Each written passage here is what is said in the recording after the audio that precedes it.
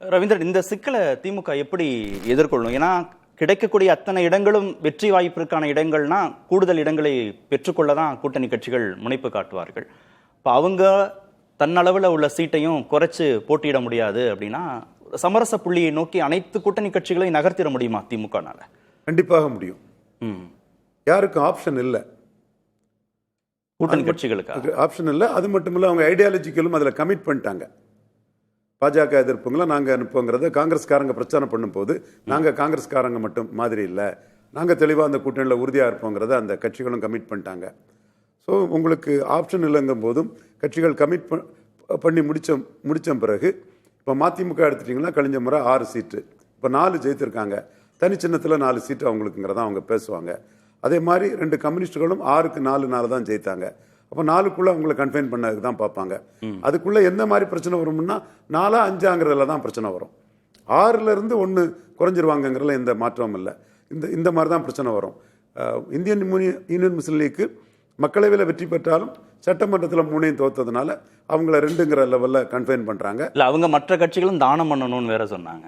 S, அது இவங்க சார்பாட்டு அந்த வார்த்தையை சொன்னாங்க. அதனால முஸ்லீம் லீக்குக்கு இவங்க என்ன பண்ணுவாங்கன்னா முஸ்லீம் லீக் ப்ரிஃபர் பண்ணி கேட்கக்கூடிய 2 தொகுதியும் உங்கள் சாய்ஸுக்கு, 2ம் நீங்கள் ஜெயிக்கிற மாதிரி நீங்கள் 21 நிலமை வந்துடக்கூடாது, எல்லாமே நீங்கள் ஆய்வு பண்ணி சரியாக வாங்க, நீங்கள் கேட்குற 2 தொகுதியும் தாரன்னு அந்த 3க்கு பதிலாக 2 கொடுக்கும்போது வின்னபிலிட்டி உள்ள தொகுதியை கொடுக்கறதுக்கான வாய்ப்புகள் இருக்குது. மனிதநேய மக்கள் கட்சிக்கு அவங்க உதயசூரியன் சின்னமே அக்செப்ட் பண்ணிட்டாங்க. பெரும்பாலான கட்சிகள் உதயசூரியனை அக்செப்ட் பண்ண வாய்ப்பு இருக்குது. உதயசூரியனை அக்செப்ட் பண்ணாத கட்சிகளை பொறுத்தவரையில் 6ங்கிறது 4 குறைக்க பார்ப்பாங்க, வின்னிங் சீட்டை மட்டும் கொடுப்பாங்க. 5 4ங்கிறதுல ஒரு விவாதம் இருக்கும். விடுதலை சிறுத்தைகள் அவங்க காங்கிரஸ் மாதிரி ஒரு பவர் உள்ள கட்சி தான். காங்கிரஸ் எப்படி கிறிஸ்டின் முஸ்லீம் ஓட்டுக்கு கேட்டலிஸ்ட் ஆட்டு 4.3 விழுக்காடு வாக்கெடுத்தாங்களோ அதே மாதிரி விடுதலை சிறுத்தைகள் வட தமிழகத்தில் அவங்களுக்கு எல்லாரும் ஆதரவு இருந்தாலும் கூட வாக்கு வங்கின்னு பார்த்தா வட தமிழகத்தில் உள்ள அட்டவணை பிரிவு சமூகம் தான் வாக்கு வங்கி. அந்த பகுதிகளில் அவங்களுக்குள்ள வாக்கு வங்கி அடர்த்தியாக இருக்குது. கேட்டலிஸ்டாக அவங்க கான்ட்ரிபியூட் பண்ணிட்டு இருக்காங்க. 2019 கலைஞர் மாதிரி ஒரு அச்சப்பட்டு ஒரு முடிவு எடுக்காம பாமக வேண்டாம், விடுதலை சிறுத்தைகளே போதும்னு ஒரு போல்டான முடிவை தமிழக முதல்வர் மு க ஸ்டாலின் எடுத்ததுனால தான் இன்னைக்கு கலைஞரை விட பெரிய தேர்தல் வெற்றியும் அரசியல் சாதுரியம் மிக்கவராட்டு இன்னைக்கு அவர் கருதப்படுறாரு. இதானே சிக்கல். நீங்க காங்கிரஸ் இவ்வளவு முரண்டு பிடித்து 3 தொகுதிகளை கூட வாங்கிடுச்சு, நாங்களும் உங்களோட 2017 கூட்டணியில தொடர்றோம், புதிதா கட்சிகள் வந்திருக்குங்கிறத காரணம் காட்டி எங்களுக்கு எண்ணிக்கை கூட்டாம இருக்கிறதோ இல்ல எண்ணிக்கை குறைக்கிறதோ எப்படி சரியாக இருக்கும் அப்படின்னு இந்த கட்சிகள் கேட்க மாட்டாங்க. கண்டிப்பா கேட்பாங்க, தங்க ஆர்குமெண்ட்ஸை முன்வைப்பாங்க. But they are left with no other option. அந்த இடத்துக்குள்ள திமுக என்ன சொல்லுவாங்கன்னா தாரோம், நாங்களே வெற்றி பெற செய்து தாரோங்கிற அந்த அசூரன்ஸையும் கொடுப்பாங்க. இந்த இடத்துக்குள்ள இனிமேல் இருக்கவங்கள சீட்டு அதிகம் வாங்கக்கூடிய அளவுக்கு இருக்கிறாங்கன்னா விடுதலை சிறுத்தைகள் தான் இருக்கிறாங்க. அவங்க வட தமிழகத்தில் கடந்த தேர்தலில் பெற்றதை விட கண்டிப்பா 6 விட 8 வரை அவங்க பெறக்கூடிய ஒரு சூழ்நிலைக்கு ஒரு வாய்ப்பு விடுதலை சிறுத்தைகள் தான் இருக்குது. ஓவரால் டிஎம்கே தரப்புல என்ன சொல்லுவாங்கன்னா கழிஞ்ச முறை 3க்கு 2 ஸ்ட்ரைக்கிங் ரேட்டா இருந்தது, இந்த முறை 5க்கு 4ங்கிற அளவு ஸ்ட்ரைக்கிங் ரேட் இருக்கும். அதையும் தாண்டி இருக்கும். ஒன்று நம்ம அணியை நாம பெருசுபடுத்திட்டோம். தேமுதிக வந்திருக்காங்க. தேமுதிகவை 2 விதமாக பார்க்கலாம். கேப்டன் விஜயகாந்துக்கு செல்வாக்குங்கிற யூட்டிலிட்டியை பார்க்கலாம். 1. 2வது கடைசியாக எடுத்த வாக்கு வீதம் 2.7 விழுக்காடு வாக்கு அவங்க எடுத்தாங்க மக்களவையிலங்கிறத பார்க்கலாம். 3வது அவங்களுடைய சமூக தளத்தில் ஒரு போலரைசேஷன் வடக்கையும் மேற்கையும் ஏற்கனவே நடந்தது. ஒரு இடைத்தேர்தலை நம்ம ஒதுக்கி வச்சுட்டு பார்க்குறோம். இடைத்தேர்தலை முழுமையாக பார்க்க வேண்டிய அவசியம் இல்லை.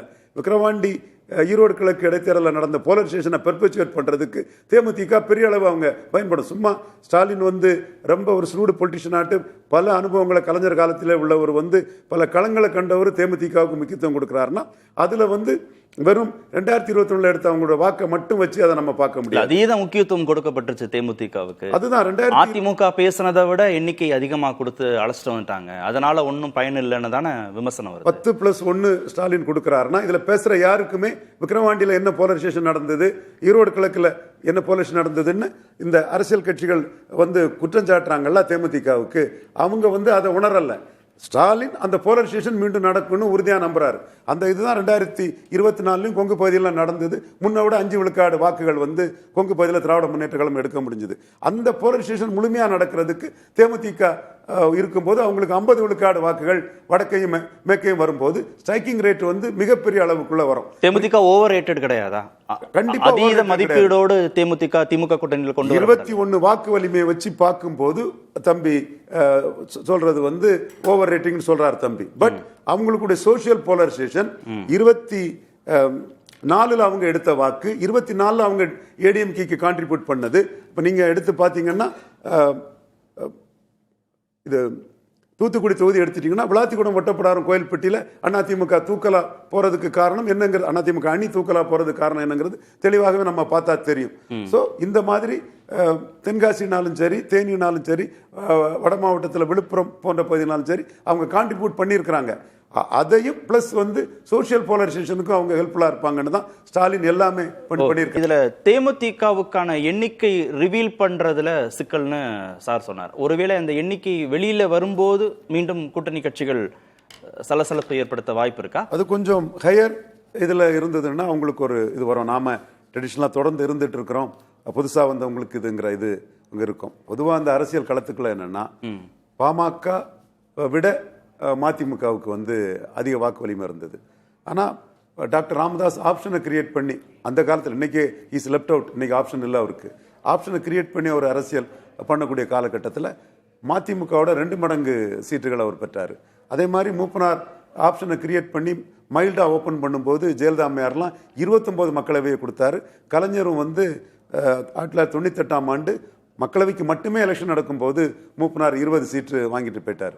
ஸோ இந்த இடத்துக்குள்ள அந்த கட்சியோட யூட்டிலிட்டி நம்ம கிட்ட இருந்தா என்ன பயன், எதிர்கிட்ட இருந்தா என்ன பயன்னு சொல்லும்போது 2.7 விழுக்காடு ஓட்டு கடைசியாக எடுத்த ஒரு வாக்கு வலிமைன்னு அவங்க எடுத்துட்டா கூட அவங்க 2.7 அதிமுக எடப்பாடி தலைமையில பிரைமினிஸ்டர் கேண்டிடேட் இல்லாம தான் எடுத்திருக்காங்க. தேமுதிகவை பொறுத்த வரைக்கும் திமுகவோடு இருக்கிறத விட எதிர்த்தரப்புக்கு போகாம அந்த இடம் தான் 2.7 அதிமுக அணிக்கு குறைஞ்சி 2.7 திமுக அணிக்கு அரித்மெட்டிக்கலா கூடுது.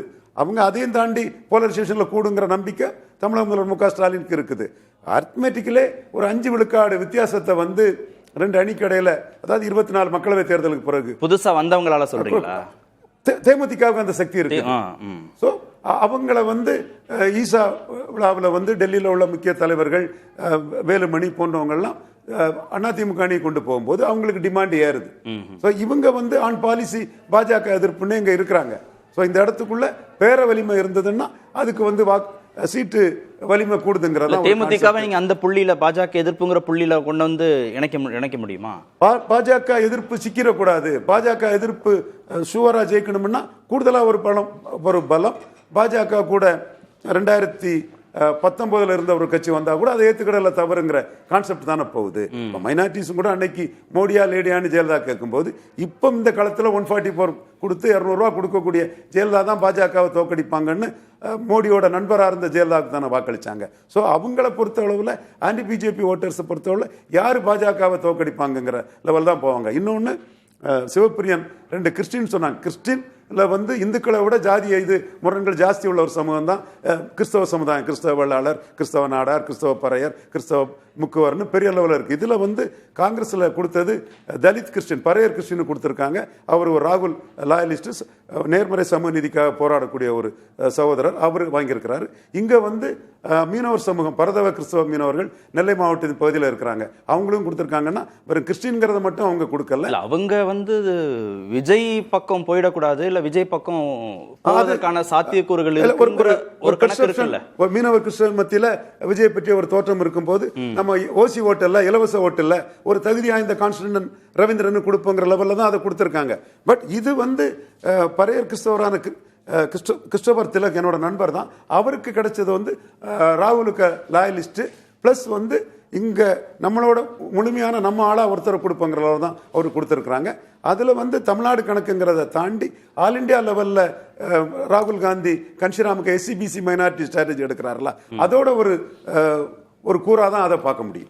அது மாதிரி ஒரு மைனாரிட்டிக்கு கொடுத்து தான் அந்த மதச்சார்பின்மைங்கிற பிம்பத்தை தக்க வைக்கிற இடத்துல காங்கிரஸ் இருக்கு. ஓசி ஓட்டு ஏற்கனவே அவங்களுக்கான அந்த பிம்பம் இல்ல, ஓசி ஓட்டு, இலவச ஓட்டு. இப்ப சீமானே சொல்றாரா, வீரமான கிறிஸ்தவனும் முஸ்லீம் எனக்கு ஓட்டு போடு, ஏன் RSSக்கு பயந்து ஓட்டு போடுற, உன்னை இலவச ஓட்டா ஏன் போட்டுட்டு இருக்கிற அப்படின்னு நாம் தமிழர் ஒரு கோரிக்கை வைக்கும் போது அதை வெளிப்படையா நம்ம விவாதம் பண்ணலாம். பொலிட்டிக்கல் பார்ட்டிஸ் முஸ்லீம்ஸ் ஓட்டெல்லாம் டேக்கன் ஃபார் கிராண்டட்னு நம்மளை விமர்சனம் பண்றாங்கன்னு சொல்லும்போது இல்ல ஓவாசி வர்றாரு, பல இதுகள் வரும்போது நம்மள அந்த உரிய ரெப்ரசன்டேஷன் கொடுக்கணுங்கிறது ஆல் இந்தியா லெவல்லே காங்கிரஸ் பிம்பம் குறைஞ்சிட்டதாக காங்கிரஸ் நினைக்குதுன்றீங்களா? மதச்சார்பின் பிம்பம் செல்வாக்கு குறைஞ்சிருச்சுன்னு காங்கிரஸ் நினைப்பதாக? குறைய கூடாது, அதுல தெளிவா இருக்கணுங்கிற எண்ண ஓட்டத்தெல்லாம் கிறிஸ்தவர் திலக்கு அளிக்கப்பட்டிருக்குது.